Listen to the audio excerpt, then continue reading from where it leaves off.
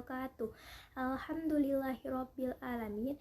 Kita di pagi hari ini masih diberi kesempatan untuk mengikuti presentasi mata kuliah pengantar ilmu politik yang bertemakan perilaku dan partisipasi politik.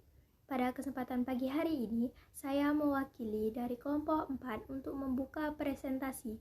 Kami dari kelompok 4 yang beranggotakan, pertama, saya sendiri Siti Nur Afifah, yang kedua, Cindy Dwi Maisha, yang ketiga, Fadian Putri, yang keempat, Mulyani Dwi Oktavia, dan yang kelima, Nurul Izzah. Materi yang kami sampaikan pada presentasi pagi hari ini yaitu pertama, tentang pengertian perilaku dan partisipasi politik. Yang kedua, tentang bentuk partisipasi politik. Yang ketiga, tentang jenis-jenis partisipasi politik.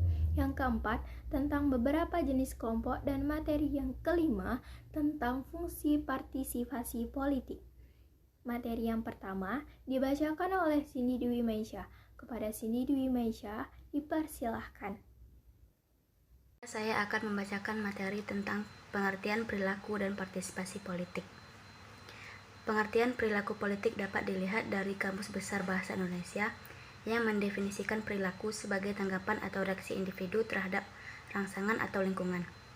Definisi ini juga dapat menunjukkan adanya nilai bahwa perilaku adalah reaksi terhadap stimulus yang diberikan secara internal maupun eksternal. Artinya, dapat dikatakan bahwa definisi perilaku politik ini adalah tanggapan atau reaksi individu terhadap aktivitas perpolitik dalam suatu negara. Karakteristik perilaku politik dari suatu masyarakat dapat dilihat dari sejauh mana kadar kekentalan budaya politik pada suatu masyarakat. Artinya, budaya politik itulah yang paling banyak berpengaruh terhadap perilaku seseorang dalam merespon politik. Budaya politik ini pula yang mengikat perilaku politik. Dalam perilaku politik tentunya ada subjek atau pelaku yang melakukan implementasinya. Adapun subjek dalam perilaku politik meliputi masyarakat dan pemerintah. Masyarakat sebagai subjek politik berfungsi untuk menjalankan fungsi-fungsi politik melalui infrastruktur politik. Sementara pemerintah sebagai subjek politik berperan dalam menjalankan fungsi-fungsi pemerintahan melalui suprastruktur politik.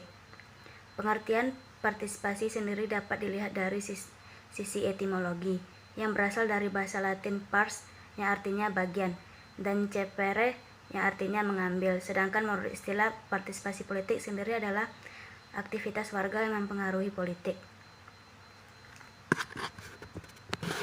Secara lebih rinci, partisipasi politik dapat dipahami sebagai aktivitas warga negara yang berkenaan dengan proses pembuatan pelaksanaan keputusan politik. Pengertian partisipasi politik juga disampaikan oleh Profesor Mariam Budiardjo yang secara umum mendefinisikan sebagai kegiatan seseorang atau sekelompok orang untuk ikut serta secara aktif dalam kehidupan politik, yaitu melalui kegiatan memilih pemimpin negara dan kegiatan yang langsung atau tidak langsung dapat mempengaruhi kebijakan publik. B. Bentuk partisipasi politik. Jika mode partisipasi politik bersumber pada faktor kebiasaan partisipasi politik di suatu zaman, maka bentuk partisipasi politik mengacu pada wujud nyata kegiatan politik tersebut. Samuel P. Hongtian dan John Nelson membagi bentuk-bentuk partisipasi politik menjadi A. Kegiatan pemilihan, yaitu kegiatan pemberian suara dan pemilihan umum, mencari dana partai, menjadi tim sukses, mencari dukungan bagi calon legislatif atau eksekutif, atau tindakan lain yang berusaha mempengaruhi hasil pemilu. B. Lobby, yaitu upaya perorangan atau kelompok menghubungi pimpinan politik dengan maksud mempengaruhi keputusan mereka tentang suatu isu. C. Kegiatan organisasi, yaitu partisipasi individu ke dalam organisasi, baik selaku anggota maupun pemimpinnya, guna mempengaruhi pengambilan keputusan oleh pemerintah. D. Contacting, yaitu upaya individu atau kelompok dalam membangun jaringan dengan pejabat-pejabat pemerintah guna mempengaruhi keputusan mereka. E. Tindakan kekerasan, yaitu tindakan individu atau kelompok guna mempengaruhi keputusan pemerintah dengan cara menciptakan kerugian fisik maupun fisik manusia atau harta benda Termasuk di sini adalah hura-hura, teror, kudeta, pembutuhan politik. Kelima, bentuk partisipasi politik menurut Hong Titon dan Nelson telah menjadi bentuk klasik dalam studi partisipasi politik. Keduanya tidak membedakan apakah tindakan individu atau kelompok di tiap bentuk partisipasi politik legal atau ilegal. Sekian, terima kasih. Selanjutnya, materi yang kedua yang dibacakan oleh Mulyani Dwi Oktavia. Kepada Mulyani Dwi Oktavia, dipersilahkan. Baiklah, saya akan melanjutkan materi selanjutnya, yaitu partisipasi politik di negara demokrasi. Di negara demokrasi, partisipasi dapat ditunjukkan di berbagai kegiatan. Biasanya dibagi-bagi jenis kegiatannya berdasarkan intensitas melakukan kegiatan tersebut. Di negara yang menganut paham demokrasi, bentuk partisipasi politik masyarakat yang paling mudah diukur adalah ketika pemilihan umum berlangsung. Di Amerika Serikat, umumnya voter turnout lebih rendah dari negara Eropa Barat. Orang Amerika tidak terlalu bergairah untuk memberikan suara dalam pemilihan umum. Akan tetapi, mereka lebih aktif mencari pemecahan berbagai masalah masyarakat serta lingkungan melalui kegiatan lain, dan menggabungkan diri dengan organisasi-organisasi seperti organisasi politik, bisnis, profesi, dan sebagainya. Yang kedua, partisipasi politik di negara otoriter. Di negara otoriter seperti komunis, partisipasi massa diakui kewajarannya, karena secara formal kekuasaan ada di tangan rakyat. Tetapi tujuan utama dari partisipasi massa dalam masa pendek adalah untuk merombak masyarakat yang terbelakang menjadi masyarakat modern dan produktif. Hal ini memerlukan pengarahan yang ketat dari monopoli partai politik. Terutama presentase yang tinggi dalam pemilihan umum dinilai dapat memperkuat keabsahan sebuah rezim di mata dunia. Karena itu, rezim otoriter selalu mengusahakan agar presentasi pemilihan mencapai angka tertinggi. Akan tetapi perlu diingat bahwa umumnya sistem pemilihan di negara otoriter berbeda dengan sistem pemilihan di negara demokrasi, terutama karena hanya ada calon untuk setiap kursi yang diperebutkan, dan para calon tersebut harus melalui suatu proses penyaringan yang ditentukan dan diselenggarakan oleh partai komunis. Di negara-negara otoriter yang sudah mapan seperti Cina, menghadapi dilema bagaimana memperluas partisipasi tanpa kehilangan kontrol yang dianggap mutlak diperlakukan untuk tercapainya masyarakat yang diharapkan. Jika kontrol ini dikendorkan untuk meningkatkan partisipasi, maka ada bahayanya yang nantinya akan menimbulkan konflik yang akan mengganggu stabilitas, seperti yang dilakukan oleh Cina di tahun 1956 atau 1957. Pada saat itu dicetuskannya gerakannya kampanye 100 bunga, yaitu di mana masyarakat diperbolehkan untuk menyampaikan kritik, namun pengodaran kontrol ini tidak berlangsung lama, karena ternyata tajamnya kritik yang disuarakannya dianggap melalui stabilitas nasional.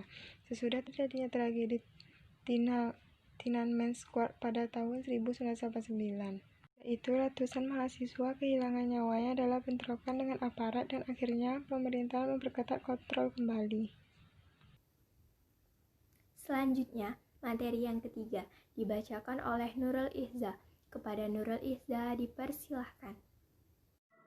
Baiklah, di sini saya akan melanjutkan materi berikutnya tentang partisipasi politik di negara berkembang. Negara-negara yang berkembang yang non-komunis menunjukkan pengalaman yang berbeda-beda. Kebanyakan negara baru ini ingin cepat mengadakan pembangunan untuk mengejar keterbelakangannya, karena dianggap bahwa berhasil tidaknya pembangunan banyak bergantung pada partisipasi rakyat. Di beberapa negara berkembang, partisipasi yang bersifat otonom artinya lahir dari diri mereka sendiri masih terbatas. Selanjutnya, partisipasi politik melalui new social movement dan kelompok-kelompok kepentingan. Kelompok-kelompok kepentingan ini muncul karena salah satu sebab orang mulai menyadari bahwa suara satu orang misalnya dalam pemilu sangat kecil pengaruhnya, terutama di negara-negara yang penduduknya berjumlah besar. Kelompok kepentingan muncul pertama kali pada awal abad ke-19. Organisasi internal lebih longgar dibandingkan dengan formal. Pada abad 1960-an, timbul fenomena baru sebagai lanjutan dari generasi sosial lama, yaitu gerakan sosial baru. Gerakan sosial baru ini berkembang menjadi gerakan yang dinamis, terutama dengan timbulnya perjolakan di negara-negara Eropa Timur yang ingin dilepas dari otorianisme menuju demokrasi. Selanjutnya, materi yang keempat yang dibacakan oleh Fadian Putri. Kepada Fadian Putri, dipersilahkan. Materi selanjutnya yaitu beberapa jenis kelompok. Menurut Gabriel A. Almond dan Bingham G. Powell dalam buku yang diedit bersama yang berjudul Corporative Politics Today, A Worldview tahun 1992, mereka membagi jenis kelompok menjadi 4 bagian. Yang pertama, kelompok anomi, yang kedua kelompok non-asosiasional, yang ketiga kelompok institusional, dan yang keempat kelompok asosiasional. Kelompok anomi adalah kelompok yang tidak memiliki organisasi, tetapi individunya memiliki kefrustasian dan ketidakpuasan yang sama. Ketidakpuasan ini biasanya ditujukan dengan demonstrasi dan pemogokan yang tidak terkontrol. Ledakan emosi ini biasanya diakhiri dengan kekerasan. Ledakan emosi ini juga tidak direncanakan secara matang sehingga bisa muncul secara tiba-tiba dan juga bisa hilang secara tiba-tiba. Jika keresahan ini tidak diatasi, maka masyarakat memasuki keadaan anomi, yaitu situasi chaos dan lawlessness yang diakibatkan runtuhnya perangkat nilai dan norma yang sudah menjadi tradisi tanpa diganti oleh nilai-nilai baru yang dapat diterima secara umum. Yang kedua, kelompok non-asosiasional, yaitu kelompok yang tumbuh berdasarkan solidaritas pada sanak saudara, status quo, keagamaan, kelompok etnis, dan kepekerjaan. Kelompok ini biasanya tidak bergerak pada politik dan tidak memiliki organisasi yang ketat. Anggota-anggotanya merasa memiliki hubungan batin karena mempunyai hubungan ekonomi, massa konsumen, kelompok etnis, dan kedaerahan. Yang ketiga, kelompok institusional adalah kelompok formal yang bekerja sama pada pemerintah, seperti pada bidang birokrasi dan kemiliteran.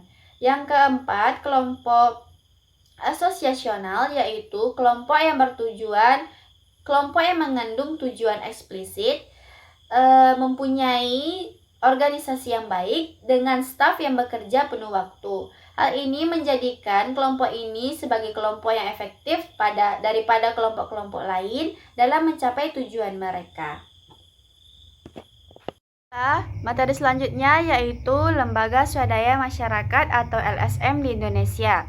LSM di Indonesia berdiri pada tahun 1957 dengan ditandai berdirinya lembaga PKBI, yaitu Persatuan Keluarga Berencana Indonesia.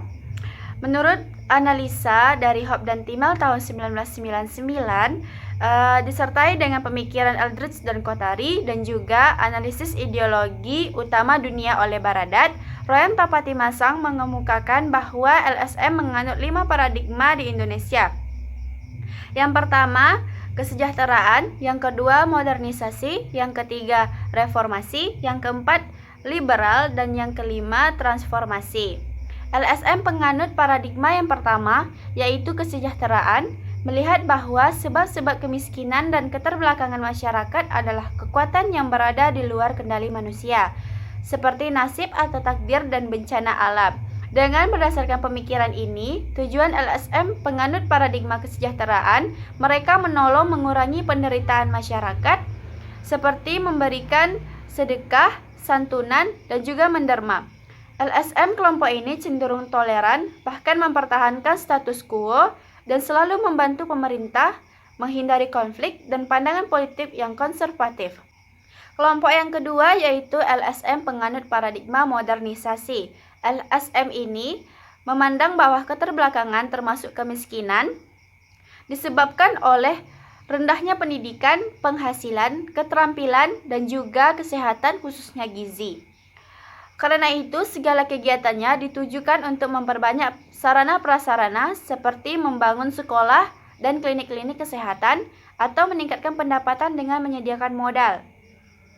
LSM jenis ini biasanya punya tertib administratif, formal, dan cenderung birokrasi, namun mengarah pada modernisasi. Pandangan politiknya cenderung konservatif, menghindari konflik, melakukan perubahan secara fungsional, dan mendukung pemerintah. Kelompok ketiga adalah yang berparadigma reformasi. LSM kelompok ini berkeyakinan bahwa sumber dari masalah-masalah sosial adalah lemahnya pendidikan, korupsi, mismanajemen, dan juga inefisiensi.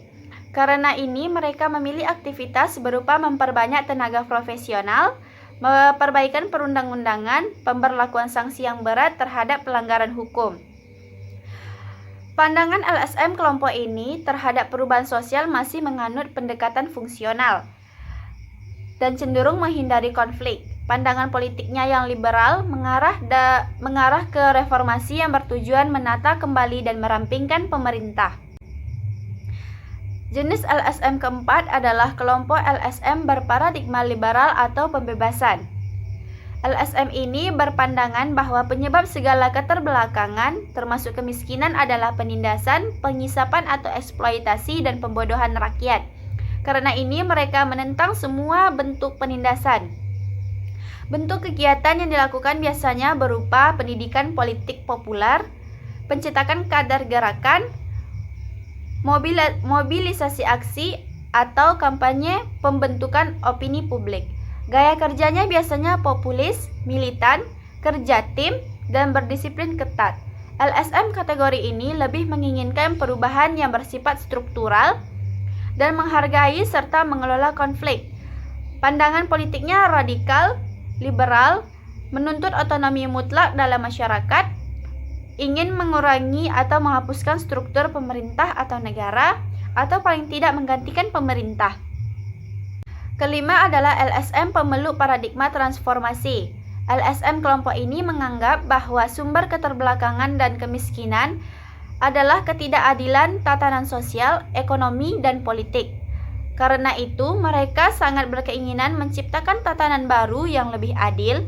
Kegiatan-kegiatannya biasanya dilakukan melalui penyadaran politik, pengorganisasian masyarakat, mobilisasi aksi, dan membangun jaringan advokasi.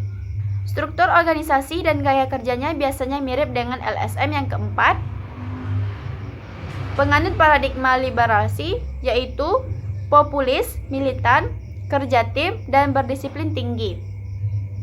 LSM ini dalam pandangannya mengenai perubahan sosial juga menginginkan perubahan struktural dan tidak segan-segan berkonflik. Pandangan politiknya radikal dan sama dengan kelompok liberal.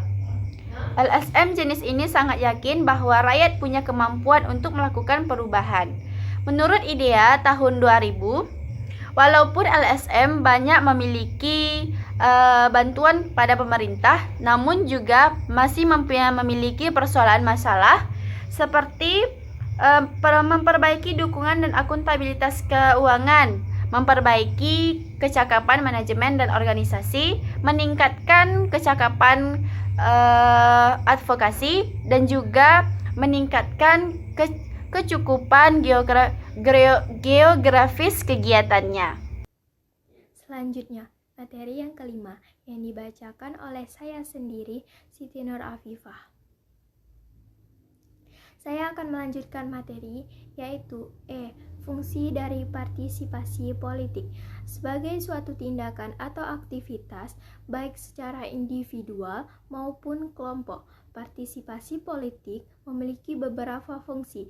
Robert Land atau Rush dan Althoff 2005 dalam studinya tentang keterlibatan politik menemukan 4 fungsi dari partisipasi politik.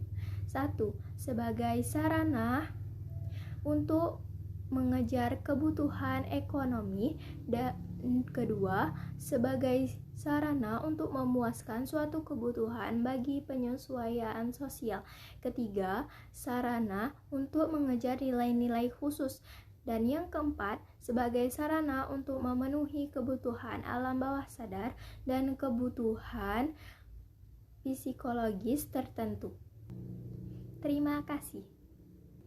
Sekian dari video dan presentasi dari kelompok kami. Semoga apa yang kami sampaikan bermanfaat bagi kita semua. Saya perwakilan dari kelompok 4. Jika ada kekurangan, mohon dimaafkan, karena kesempurnaan sesungguhnya adalah milik Allah Subhanahu wa Ta'ala. Terima kasih. Wassalamualaikum warahmatullahi wabarakatuh.